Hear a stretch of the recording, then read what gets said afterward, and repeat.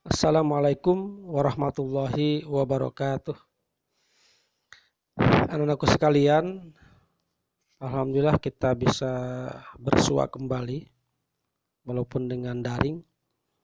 Semoga antum-antum ini dalam kondisi sehat walafiat. Allah berkahi selamanya dan Allah menjaga kesehatan kita semua. Anakku sekalian, pada pertemuan yang keempat ini kita akan fokus membahas tentang Kerajaan Mataram. Silakan disimak dan mari kita buka dulu dengan sama-sama membacakan kalimat basmalah. Bismillahirrahmanirrahim. Anakku sekalian, di slide kedua ini kita akan mencoba mengupas sedikit tentang Kerajaan Mataram, sejak berdirinya sampai apa yang terjadi di Mataram. Sebenarnya Kerajaan Mataram ini lebih cenderung kepada Islam ya. Tetapi ada unsur-unsur kebudayaan Hindunya, Budanya, Kejawennya, dan Islamnya juga ada. Nanti kita akan bahas di berikutnya ya. Anakku sekalian, nama pendiri dari Kerajaan Mataram ini adalah Sutawijaya. Beliau memerintah sejak 1575 sampai 1601 Masehi. Anak-anakku sekalian, di dalam Kerajaan Mataram ini itu ada istilah Perjanjian Giyanti. Nah, bahwasanya Kerajaan Mataram ini terbagi kepada dua bagian, yaitu daerah Kesultanan Yogyakarta, ini ya, Kesultanan Yogyakarta yang dipimpin oleh seorang raja namanya Raja Mangkubumi yang bergelar Hamengkubuwono ke-1. Nah, yang kedua, Kesuhunan Surakarta, ya, yang daerah sana hampir dekat Solo sana. Ini yang dipimpin oleh Susuhunan Pakubuwono ke-3. Anakku sekalian, berikutnya adalah di tahun 1757 Masehi kita juga mengenal istilah Perjanjian Salatiga. Ya, tadi Perjanjian Giyanti ya, sekarang Perjanjian Salatiga. Apa itu Salatiga? Yaitu bahwa Kerajaan Mataram ini terbagi kepada 3. Satu, Kesultanan Yogyakarta, kedua, Kesuhunan Surakarta, dan yang ketiga, Mangkunegaran. Ya, Mangkunegaran ini dipimpin oleh seorang Mas Said ya, yang bergelar Pangeran Adipati Arya Mangkunegaran. Nah, di tahun berikutnya, di tahun 1813 Masehi, Kesultanan Yogyakarta terbagi lagi pada 2 kerajaan, yaitu Kesultanan Yogyakarta dan Kerajaan Pakualaman. Pakualaman ini diperintah oleh Paku Alam. Nah, secara umum akhirnya Mataram ini terbagi pada 4 kerajaan kecil-kecil gitu, yaitu Kesultanan Yogyakarta, Kasuhunan Surakarta, Kerajaan Mangkunegaran, dan Kerajaan Pakualaman. Anak-anakku sekalian, kita juga akan mengenalkan ya tentang nama raja-raja Kerajaan Mataram ini. Tadi di awal sudah Ana sampaikan bahwa pendiri pertama Kerajaan Mataram ini bernama Sutawijaya ya. Sutawijaya. Berikutnya ya, setelah Sutawijaya wafat di tahun 1601 Masehi ini, maka Mataram ini dilanjutkan oleh seorang raja ya, yang kita kenal dengan Mas Jolang, yang bergelar Panembahan Sedo Krapyak ya, Ini Kerapiak ini ada di sebelah selatan Yogyakarta yang berkuasa sekitar 1601 sampai 1613 Masehi. Nah, pada masa pemerintahannya Kerajaan Mataram ini terus ya berupaya menaklukkan daerah-daerah pantai di sekitarnya. Akan tapi akhirnya ia gugur dalam usahanya menyatukan Kerajaan Mataram ini. Yang tadi Anda sampaikan ya, di mana Kerajaan Mataram ini terpecah-pecah sampai 4 bagian akhirnya. Nah, ini beliau ini ingin menyatukan Kerajaan Mataram ini. Dan Mas Jolang ini akhirnya dimakamkan di daerah Kerapiak, Yogyakarta.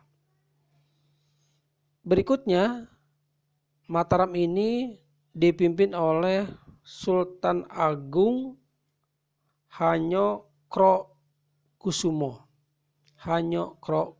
yang berkuasa 1613 sampai 1645 Masehi. Ia merupakan raja terbesar ya Kerajaan Mataram yang memiliki cita-cita sangat luar biasa, ingin menyatukan seluruh Pulau Jawa. Bahkan raja-raja yang ingin melepaskan diri dari Mataram, ya berhasil ditaklukkannya, hanya kembali lagi gitu.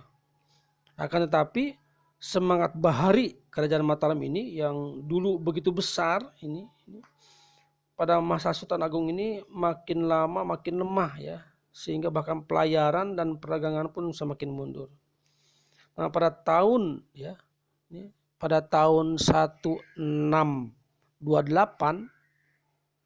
dan 1629 ini di antara itu gitu kan. Sultan Agung ini sebenarnya ingin sekali ya menguasai daerah Batavia. Maka ia pun mengirim sebuah pasukan yang dipimpin oleh Baureksa dan dibantu oleh Adipati Ukur serta Suro Agul-Agul. Namun usaha ini pun gagal. Dan Sultan Agung pun wafat tahun 1645 Masehi yang dimakamkan daerah Imogiri sana. Anakku sekalian,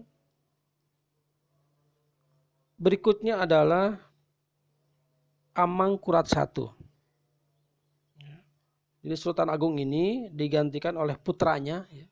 Jadi Amangkurat I ini adalah anak dari Sultan Agung Amangkurat I yang berkuasa 1645 sampai 1677 Masehi.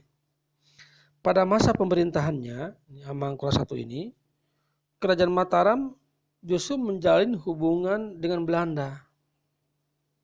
Ini berbeda dengan awalnya ya, di mana bersikeras dengan Belanda, ini malah jadi menjadi hubungan baik dengan Belanda. Nah, orang Belanda diperkenankan membangun benteng di Kerajaan Mataram. Ini sebuah hal ya yang terjadi di Kerajaan Mataram waktu itu. Namun apa yang terjadi? Pendirian benteng itu dan tindakan sewenang-wenang Belanda ini akhirnya menyulutkan rasa tidak puas dari beberapa kalangan di Kerajaan Mataram terhadap pemerintahan Amangkurat I ini gitu kan. Nah, siapakah mereka? Nah, di antaranya dari Pangeran Trunajaya dari Madura. Ini tidak suka kepada kebijakan seperti ini. Nah, dengan demikian ya, dan dibantu oleh para bupati daerah pesisir pantai, Pangeran Trunajaya melakukan pemberontakan. Dalam perangan ini Amangkurat I menderita luka-luka dan ia dilarikan ke daerah Tegalwangi dan meninggal di sana. Nah, pemberontakan itu sendiri akhirnya dapat dipadamkan oleh Belanda. Akhirnya Trunajaya kalah ya dengan dibantu oleh Belanda tadi.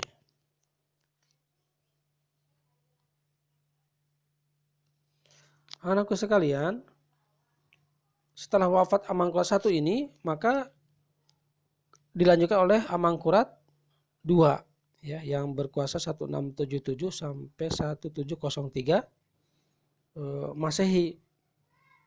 Nah, pada masa pemerintahannya ini di Amangkurat II ini, Belanda menguasai hampir sebagian besar wilayah Kerajaan Mataram. Akhirnya ya udah, Amangkurat II sendiri pun akhirnya menyingkir ke sebuah daerah pedesaan yang kecil ya di sana, dan beliau mendirikan ibu kota Kerajaan Mataram yang baru di sana ya, di daerah Wonokerto yang diberi nama Kartasura. Nah, ini mungkin antum udah pernah dengar antuna ya. Daerah Kartasura itu didirikan oleh Amangkurat II ya.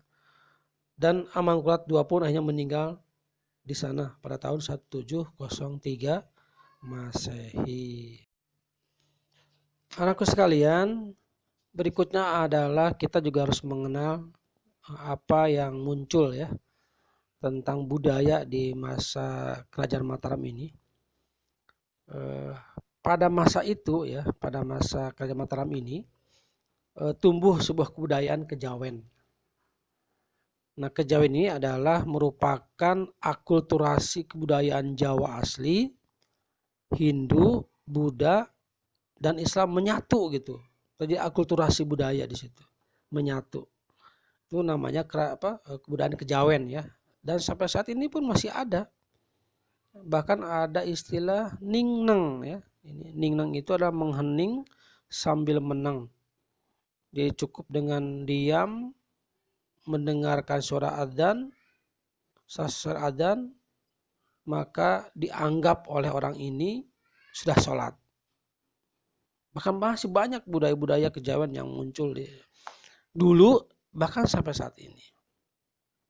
Bahkan salah satu upacara gerbeg ya, ini upacara gerbeg. Ya. Upacara gerbeg ini adalah upacara pemujaan roh nenek moyang yang berupa gunungan itu besar tuh, yang berisi ada sayuran, makanan, hasil panen, buah-buahan dan sebagainya, hasil pertanian gitu. Jika dia sebuah gunungan besar, dan ini merupakan tradisi sejak zaman Kerajaan Majapahit, sudah ada di zaman Hindu-Buddha itu gitu. Nah, tetapi berjalannya waktu, perayaan ini jatuh pada hari-hari besar Islam. Nah, contoh adalah ada Grebeg Syawal. Upacara ini ada di bulan Syawal. Ya.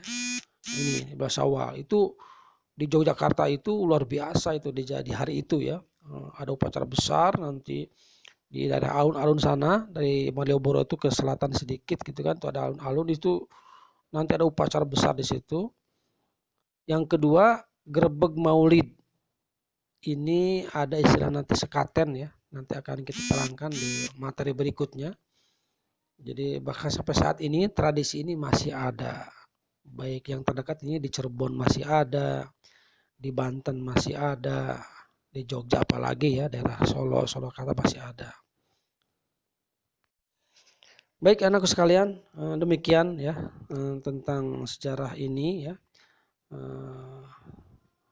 Yang bisa kita sampaikan pada pertemuan keempat ini. Semoga bisa bermanfaat dan kita bisa belajar sejarah untuk mengambil pelajarannya dari segala peristiwa yang telah terjadi untuk memahami masa yang akan datang. Mari kita tutup pertemuan kita kali ini dengan baca hamdalah. Alhamdulillahirabbil alamin, subhanakallahumma wa bihamdika asyhadu an la ilaha illa anta astaghfiruka wa atubu ilaik. Wassalamualaikum warahmatullahi wabarakatuh.